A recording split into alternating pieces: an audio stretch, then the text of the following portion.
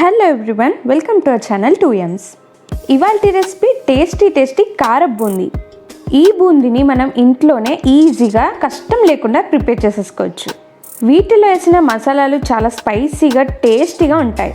ఇంకా ఇవి తిన్నాక స్వీట్ షాప్ నుంచి అస్సలు తెచ్చుకోరు. కార బూందీని ఎలా తయారు చేయాలో చూసేద్దాం. దీనికోసం ముందుగా ఒక గిన్నెలో జల్లెడని పెట్టుకొని 2 కప్పుల శనగపిండిని యాడ్ చేసుకోవాలి. ఈ పిండి సుమారుగా 1/2 కిలో ఉంటుందండి. 2 కప్పుల శనగపిండికి 1/3 కప్ పొడి బియ్యం పిండిని వేసుకొని వీటిని బాగా జల్లించాలి. ఇలా పిండిని జల్లించగా మిగిలిన ఉండల్ని పక్కకు పెట్టేయండి. ఇప్పుడు దాంట్లోకి 1/2 teaspoon baking soda, 1/2 teaspoon salt, 1 tablespoon కారం పొడిని వేసుకొని వీటిని కొంచెం కలుపుకోండి. ఇలా కలుపుకున్నాక 1 టేబుల్ స్పూన్ రూమ్ టెంపరేచర్లో ఉన్న ఆయిల్ని యాడ్ చేసుకోవాలి.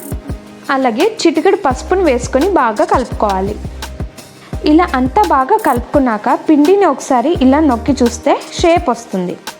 ఇలా వస్తే రెసిపీస్ అన్ని చాలా టేస్టీగా వస్తాయి. ఇప్పుడు ఈ పొడి పిండిలోకి కొంచెంగా వాటర్ని యాడ్ చేసుకుంటూ దోశ పిండిలాగా కలుపుకోవాలి. ఇలా కలుపుతూ ఉంటే లోపల ఉండలు కడుతూ ఉంటే అవి చితిపుతూ ఉండాలి.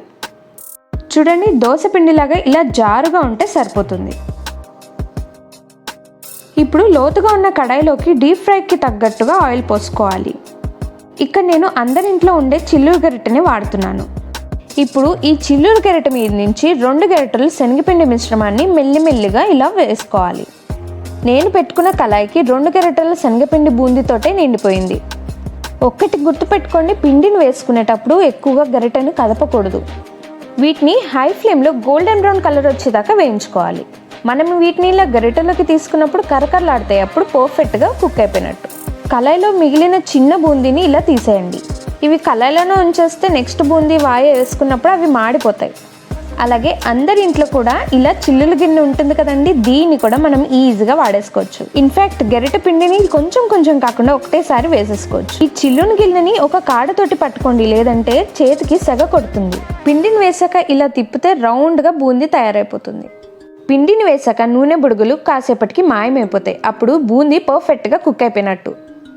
ఇలా గోల్డెన్ బ్రౌన్ కలర్లోకి వచ్చిన బూందీని చక్కగా ప్లేట్లోకి ట్రాన్స్ఫర్ చేసేసుకోండి. ఇప్పుడు ఎక్స్ట్రా టేస్ట్ కోసం కొంచెం పల్లీల్ని ఇలా గోల్డెన్ బ్రౌన్ కలర్లోకి వచ్చేదాకా వేయించుకోవాలి. ఇప్పుడు వీటిని ప్లేట్లోకి ట్రాన్స్ఫర్ చేసుకోండి. అలాగే జీడిపప్పుల్ని కూడా వేయించుకోవాలి.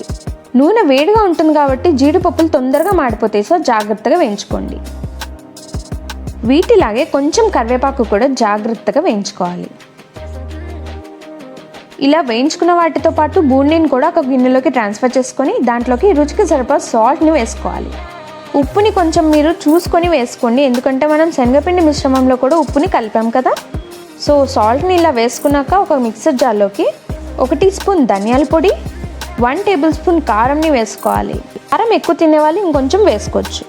అలాగే 8 వెల్లుల్లి రెబ్బలు వేసుకొని వీటిని కోర్స్గా గ్రైండ్ చేసుకోవాలి.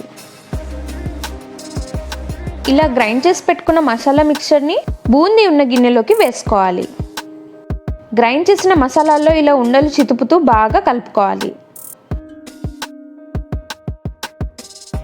చూడండి, బూందీ ఎంత గుల్లగా స్పైసీగా కనిపిస్తుందో.